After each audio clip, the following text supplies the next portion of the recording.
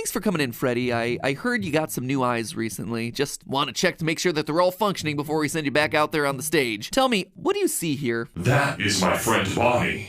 I miss him. Don't we all? Don't we all? How about this one? It's me?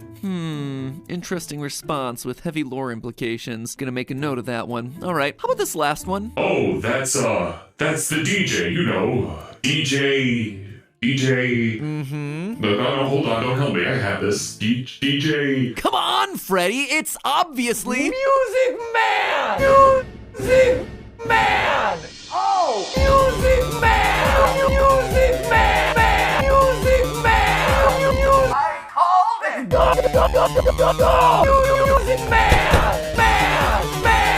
Music Man! Man! Oh! I was so close!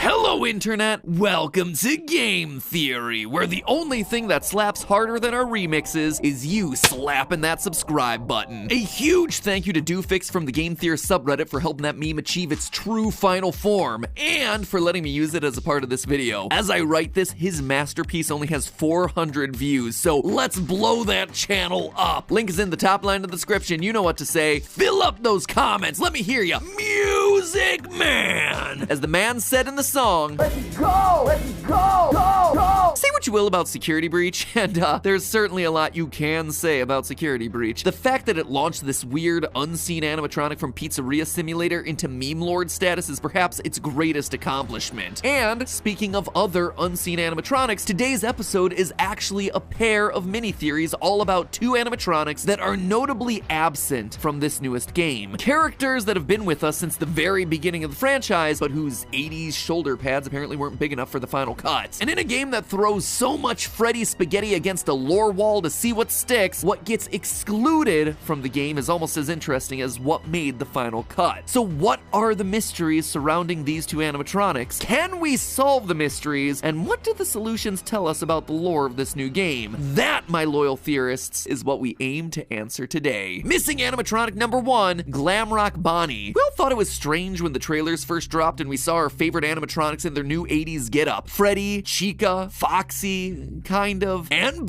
No, that's an alligator. Yep, Montgomery Gator was in, and Bonnie the Bunny was out. At first, I thought this was just gonna be a repeat of Sister Location. Introduce some new characters, reintroduce some old ones with new looks, and, you know, just leave a couple out. But then, right outside of the daycare of Security Breach, we hear this. There is no rabbit at the Mega Pizzaplex. Not anymore. And that right there, my friends, is theory bait. Stick it on a fish hook and drop it in the water to reel me in. Clearly, this was more than just an arbitrary swapping of characters. There's a story here, a mystery to solve. Glamrock Bonnie did exist at some point here in the Pizzaplex and now doesn't. And the game continues to remind us of this mystery as we explore them all. While trying to decommission Chica, you have to venture into Bonnie Bowl. And while we're up there, Freddy says this. I do not come up here anymore. I miss him. We even get a collectible message from Roxy Raceway that talks about him. Quote, management report, the bowling alley needs a re-theme. While most of the Bonnie art was removed, kids keep asking, where's Bonnie? Do we have an officially approved response? So yeah, where is Bonnie? The kids want to know, and heck, I want to know what happened to everyone's favorite rabbit. Well, to answer that, we actually have to follow the other messages that we get in the Faz Watch. Specifically, this security alert found behind a locked Monty gate in the game's opening service tunnel. Quote, security report 12:24 a.m. Bonnie is seen leaving his green room in Rockstar Row heading east towards the atrium. 2:40 a.m. Bonnie enters the East Arcade. 4:12 a.m. Bonnie enters Monty Golf. Bonnie is wandering around the Pizzaplex and winds up in Monty Gator Golf. And see, this is an important detail because as we see in both the game and the collectible messages, Monty has a bit of a mean streak going on. He likes breaking things. He also has a bit of an ego. I don't know if you noticed, but the animatronics in this game are unusually human compared to the ones that we've seen previously. They have personality, emotions. We see Roxy crying in her room because we've managed to escape her. We should have found him by now. It's not fair. I'm not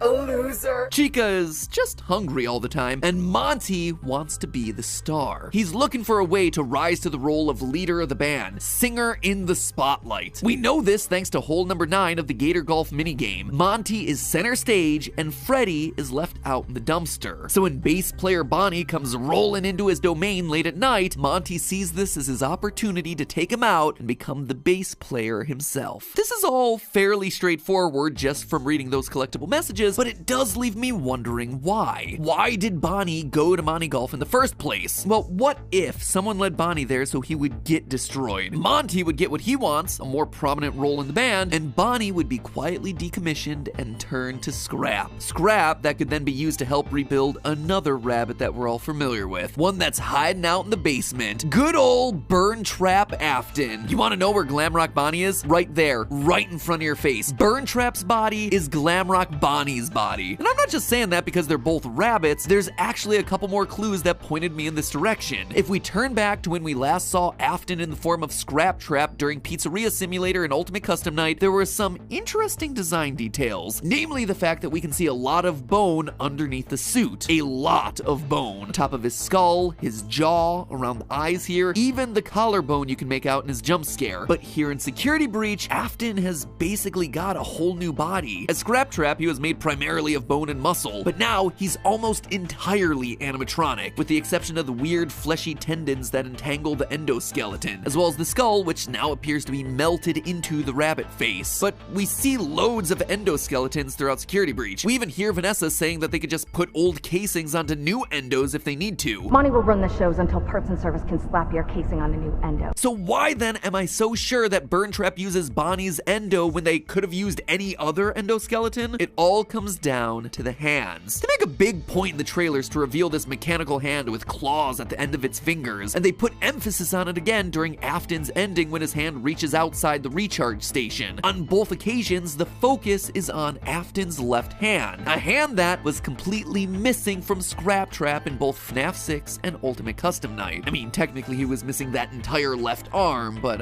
you get the point. So what does any of this have to do with Bonnie? That could be any endoskeleton arm, right? Wrong. Take a look at the Glamrock endoskeletons from this game. Their hands? Yep, they don't have claws. The only animatronic whose endoskeleton does have claws? Montgomery Gator. We actually get a really good look at his hands once we've decommissioned him. But hold on a minute, I was saying that Burn Trap was made from Bonnie, so why am I so focused on Monty? Well, we have to go back to the messages that we get on our Faz Watch. Down in Parts and Services, we get this maintenance log. Quote, Montgomery's claw upgrades allow him to play the bass. Following performances, he mostly uses them to cause damage. Before I read this message, Monty having claws didn't really strike me as an odd design detail. I mean, the dude's an alligator. Kinda makes sense. But this message made me reevaluate that opinion. Claws are only for animatronics that play the bass. When we get the message about Bonnie being out of commission, we get this line, quote, with Bonnie out of commission, we are making Monty the new bass player. Parts and Service have already done the proper adjustments, end quote. They're installing the claws on Monty because he's becoming the bass player, which means that Bonnie before him must have also had claws. They need to be built into the endoskeleton because they have to pluck the heavier strings. Therefore, the claws on Afton's new body prove that they could have only come from a single source, Glamrock Bonnie. But Glamrock Bonnie isn't the only one conspicuously missing from the Security Breach lineup. Where is everyone's favorite yellow clickbait, Golden Freddy? At first, I didn't think too much about his absence. Last we saw old yellow Fredbear, he was twitching away at the end of Ultimate Custom Night, keeping the spirit of Afton trapped in an endless purgatory of torment. Meanwhile, you got Old Man Consequences over here asking Cassidy, "You good, bro?" and encouraging them to leave the demon to his demons. So, yep, that story seemed largely done. Cassidy, aka the one you should not have killed, aka the vengeful spirit, call the kid whatever you want, this was another playing piece off the lore table, the end of another character arc. So why would Cassidy appear in Security Breach? Doesn't seem necessary. But then, it was more Freddy spaghetti time. Security Breach once again threw everything it had at the wall to see what stuck. And I do mean everything they had. Basically everyone and everything in the series up to this point is represented somewhere in this game. FNaF 1 animatronics, FNaF 2 animatronics, tons of references to FNaF 4, a direct connection back to FNaF 6, there's Baby, there's the puppet, there's the fun times. If my theories up to this point have been correct too, you also get Crying Child, Michael, and Elizabeth. The Aftons all in one neat little package package. And that's still not all. The arcade cabinets reference everything from the original novel trilogy to the Fazbear Fright stories. Heck, in this one game, you get not only one, but two, count them, two versions of William Afton, Glitch Trap and Burn Trap. You have all the versions of pretty much all the important characters throughout the franchise. So in a title that seemingly references every other important corner of FNaF lore, where's our golden boy Freddy? Well, he's there. He's hiding in plain sight, right here, inside the Princess Quest arcade games. The princess is, quite literally, Golden Freddy. Or, to be entirely accurate, it's actually the spirit of Cassidy inside the arcade game. I know, it seems crazy, right? And while I could try to bury the lead here and string this whole thing out, I'm not. There's just too much to talk about. We know that this is Golden Freddy because it's coming straight out of the horse's mouth. I guess it's the sheep's mouth because it's Steel Wool Studios. Anyway, if you dive into the game files, there's a character sprite folder labeled Cassidy. Open it up and what do you find? The princess. Now, I gotta be honest, that alone didn't convince me. Sure, it is a huge deal, and obviously the golden color of the princess is a direct connection back to everyone's favorite yellow bear, but this is also a series that's used the name Jeremy in like, what, at least 4 separate places? Is that right? 4? He's a missing children's incident kid, he sliced his face off in FNaF VR with a paper cutter, he's a security guard from the FNaF 2 paychecks, and oh yeah, he's in the latest Fazbear Frights book. So yep, those are the 4 instances that I can just remember off the top of my head. So forgive me if I'm in need of a bit more proof here before I call this one confirmed. So I kept digging. First, it's worth noting that in a previous theory, I suspected that the princess was actually meant to be a stand-in for Vanessa. You see, Security Breach isn't the first time that we've actually seen the Princess Quest minigame. It originated as part of the mobile port for FNaF VR when they needed some way of telling Vanessa's story. Instead of finding 16 glitching cassette tapes like you did in the original FNaF VR, the mobile port has you playing Princess Quest 1, lighting 16 braziers to eventually find the lair of Glitch Trap. Interestingly though, digging through that game's files reveals that the princess character wasn't labeled as Cassidy. This is a new thing for Security Breach, which tells me that this was also an important story element for them. A story that, now that we have all 3 Princess Quest games to look at, suddenly takes on a different meaning. When you play Princess Quest 1, you're being hunted down by black glitchy rabbit creatures. These things are clearly working for Glitch Trap, but if that's the case, why would he be sending them to attack you? If the princess is truly meant to be a stand-in for Vanessa finding the tapes, wouldn't he want Vanessa to find them so she comes under his control? Rabbits attacking doesn't make sense. However, if we consider the Golden Princess to instead be Cassidy, back from the dead once more to try and stop William for good, then of course Billy Afton would do everything he can to stop the princess. I also think that each Princess Quest represents a different phase of Cassidy's experience quite nicely. In the first one, Cassidy is helpless, an innocent, helpless child lured to a back room and killed by a monster that looms in the shadows. But by Princess Quest 3, the princess is fighting back. And not just fighting back, but doing it in the same location that we walked through in FNaF VR. Notice the large central stage, the prize corner back behind us, and a rounded side stage to the left. Now, this is an important detail because as we see at the end of FNaF VR, we're playing in the location of the missing children's incident. Glitch Trap lures us to the back room only to shove our dead body into Freddy's suit while he dances around. This is Freddy Fazbear's Pizzeria, where the initial 5 kids, including Cassidy, first went missing. Cassidy's story truly comes full circle. Playing through Princess Quest 3 the first time, I also thought it was unusual to have a giant Chica face looming in the background watching us. Like, why? Seriously, why? You don't just do that for decoration. And then I remembered this line from Ultimate Custom Night.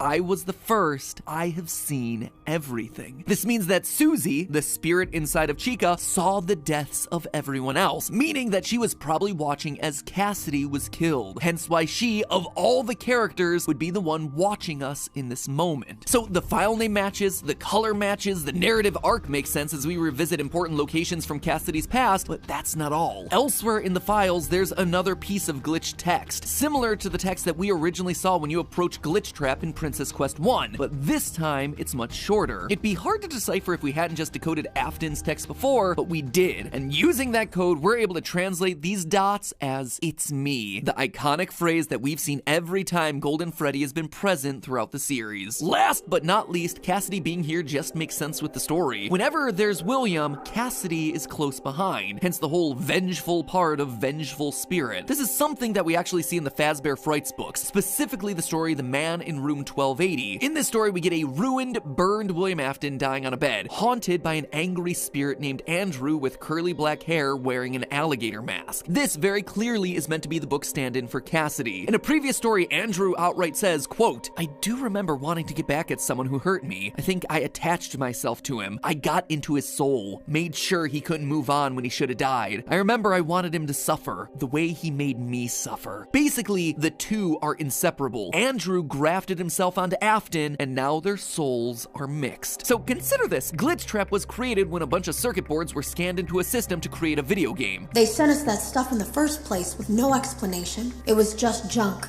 Circuit boards and things like that. Somehow though, there was usable code on some of it. If Cassidy was truly attached to Afton, then Cassidy's spirit would also likely be in those circuit boards, thereby creating a digital version of her, aka the princess. So yeah, I feel pretty darn confident that that is indeed Cassidy in Princess Quest. Everything I could find backs it up from a design, timeline, narrative sense. Also, the file name suggests that the king is actually Old Man Consequences. Sure, I guess. Leave the demon to his demons. Unless, of course, you want to take my sword and go ham on him. Anyway, so what does it all mean? Why is this important at all? Well, it gives us a rationale for why playing some random arcade games somehow manages to free Vanessa from Glitch Trap's control. As a reminder, if you play all 3 Princess Quest games, you get the free Vanny ending, where she turns good and joins you eating symbolic ice cream cones. But really, it's a pretty weird logical leap that playing a few random arcade games somehow gets this young woman free of the virus that's infected her brain. But now, it makes a bit more sense. At the end of Princess Quest 3, we confront a large security door that's covered in purple goo, only to get a blood-curdling scream.